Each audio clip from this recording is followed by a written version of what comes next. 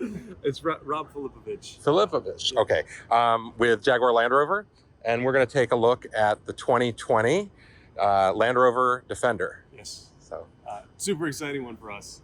Defender's finally back after 20 plus years in North America, and I think the biggest thing from the start was how do we stay true to what Defender's always been, what it always needs to be, which is the most capable Land Rover, hands down.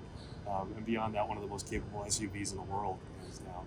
great. I'm very excited to get up close and spend a little time inside the vehicle and walking around it. So fantastic.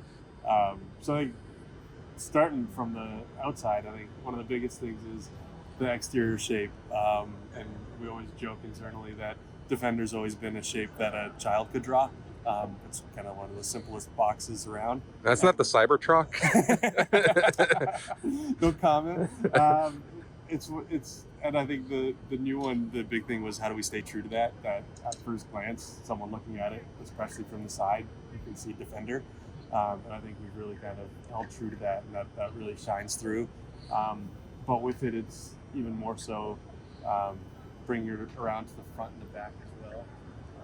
Having some of those key Defender design cues, from the round accents to the headlights through to that very clean slated grille, which obviously is a significant departure from the rest of the Land Rover lineup, but really, again, true to the heritage of it without being too nostalgic. It's kind of how do we do a Defender, but also how do we make it a 2020 and beyond vehicle. Right. And I think that's where the design team absolutely nailed it. You also wind up with a lot of things here, and you'll see some of it scattered around the vehicle. There's a lot of modularity. There's a ton of accessories that are already going to be available right from the start that help tailor Defender to whatever you want and need. So you see some of it like the safari rack already.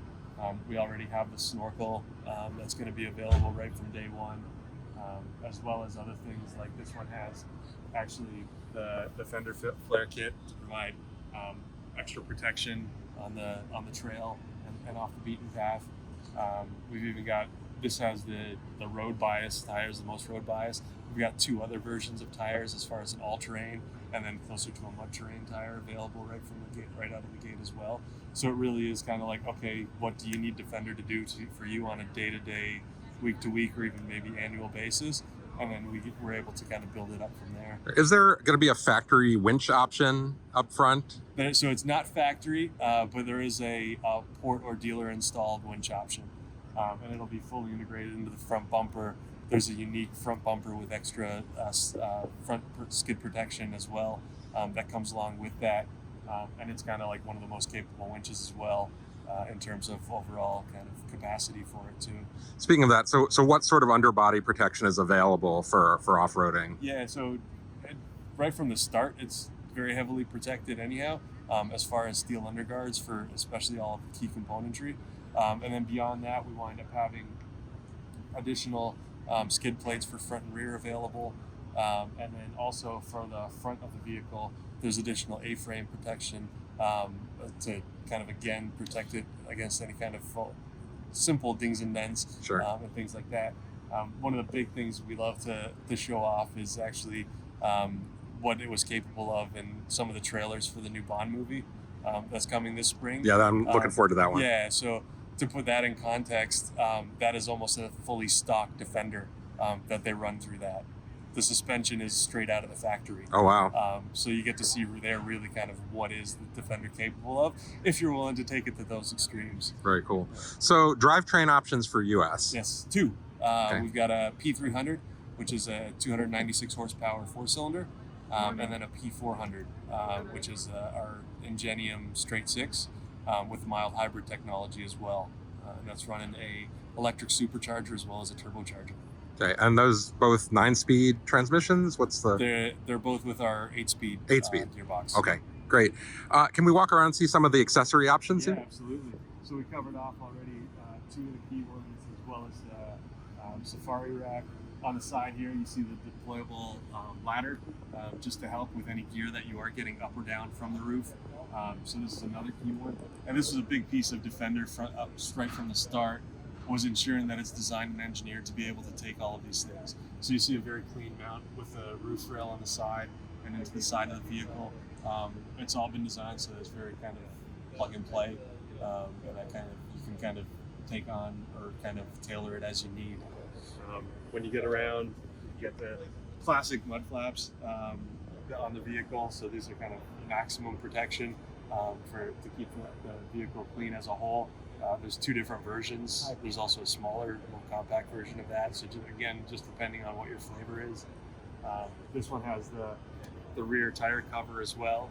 If you do want to keep your spare clean, straight out of the gate, it just has the normal spare tire. But again, now we've gone back to the rear mounted, again, classic Defender, Sure. but also key for getting that fantastic rear departure angle, where it's got effectively best in industry among SUVs in terms of breakover and departure angles. Awesome. Can't wait to get it on a trail.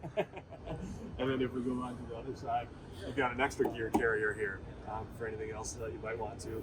And I might totally flub this if it's locked. But you see there, now you got an extra spot that you can keep any kind of other Oh, very cool. things that you might need easy access to, or just to give you that extra carrying capacity on top of the trunk, roof rack, and then you've got an extra spot here that you can store some additional things. Very cool. So we're looking at Defender 110, which is the 4-door. Yes. Defender 90 is also coming this year as Absolutely.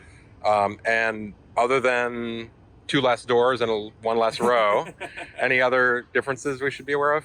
That's the main piece. Okay. It's effectively, if you look at front and rear, they're almost identical. So how much shorter is the wheelbase on that? Now you tested me. Sorry, I forget the exact number, but we'll get you it in inches.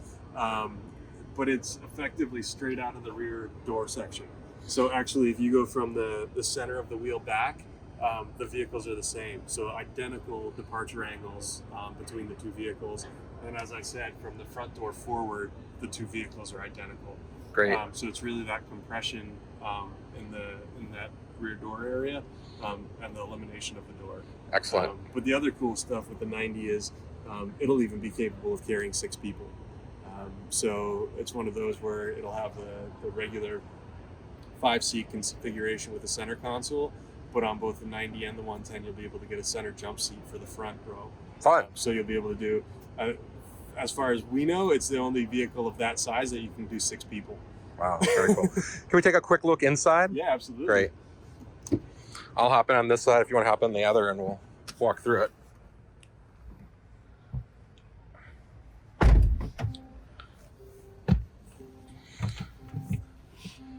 So here again, everything's been designed for overall durability and functionality. We quickly jumped in, but the floors, they're all rubberized and plastic to maximize the ease of cleaning. So you can easily sweep things out, wipe them down with wet cloths and stuff, not have to worry about them.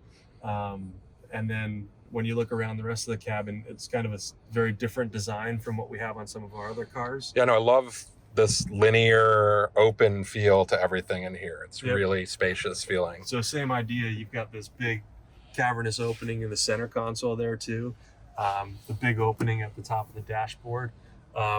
It's one of those things, same, whatever you're doing, you can easily just throw your gear down and keep going, stay on the road, and kind of focus on what you need to do and not worry about where you're going to be putting things. 2 huge cup holders. You've got wireless charging mat. That's right there, easy access for it. And that's a big thing with new Defender as well is, yes, it needs to be capable. Yes, it needs to kind of represent the Defender heritage and the Land Rover heritage. But how do we keep it also modern and functional? And that's where you've got a whole new infotainment system. This is our Pivi Pro, which is a completely new overall structure operating system. Super flat. Almost 90% of what you want to do is actually on the home screen. For navigation, phone, and media. Is this the first JLR vehicle to have this interface? Yes. Okay. Yeah, so brand new Defender is launching it. It'll definitely find its way into more products over the years, but it's extremely exciting. Fantastic partners in that with Qualcomm, QNX, LG, and it's kind of definitely at the cutting edge. and it's got full software over the air capabilities to update up to 16 different modules on the vehicle over the air, just on the run. And it uses actually 2 separate eSIMs for that. All right. So it uses one eSIM to power all of your connected navigation, your audio, streaming media. And then in the background, it can use the other eSIM to actually download software for the vehicle, even while you're on the go, and then easily update it with one touch. Cool. Can you just, to wrap things up, can you talk me through a little bit of the functionality, the technology that's available for off-road, like terrain management and those capabilities? Absolutely. So from that end, it has our full suite of off-road componentry, from obviously all the classics to as far as all of the locking differentials. Beyond that, our terrain response 2 system, which gives you all of the capabilities in terms of the rock crawl mode. We've got the mud, sand, and ruts, so that it really can optimize itself based on whatever conditions you're in, just by the push of a button. Something new that's on Defender is that there's actually a new configuration where you can actually customize it based on your own needs. So you can tailor the responsiveness of the traction control. You can adjust actually whether the locking of the differentials, and then just kind of save that as a setting. So if there's a regular trail or something that you go down, and you know the configuration that's best for the vehicle to tackle that, you can just then kind of one touch push it, and the vehicle will set itself up, and you're good to go. Cool. Air suspension an option? Air suspension standard. Standard, actually, okay. Which is fantastic. That's great. Too. And when we just got in, and it's at its access height. But beyond that, you go up 3 inches to normal ride height, and then up to 5 inches for off-road. What you wind up with in the end is actually you can wade through about 3 feet of water. Wow. In the newest. That's a lot of water. Very cool. And then you got the snorkel there to help. Absolutely. With that, with the ventilation. Just to go complete excess. Awesome. Well, I cannot wait to see these out on the trail and out on the road. Congratulations on the launch. I know this is a big moment for the brand, especially back in the States, to have a Defender here. Absolutely. After, 22 years, 23 years, somewhere in that zone? Official is 23 years. Wow. Yeah. Wow. So it went out of production in 97. Wow. Yeah. So this is going to be an exciting world car to have this on the road. So absolutely. Thanks, Rob, for your time. This is great. Again, this is the 2020 I'm not Jaguar. We're in the Jaguar booth, the Land Rover Defender 110 that we're in. So coming to you from the Chicago Auto Show, this is Paul with the Awesomer. Thanks. Thank you.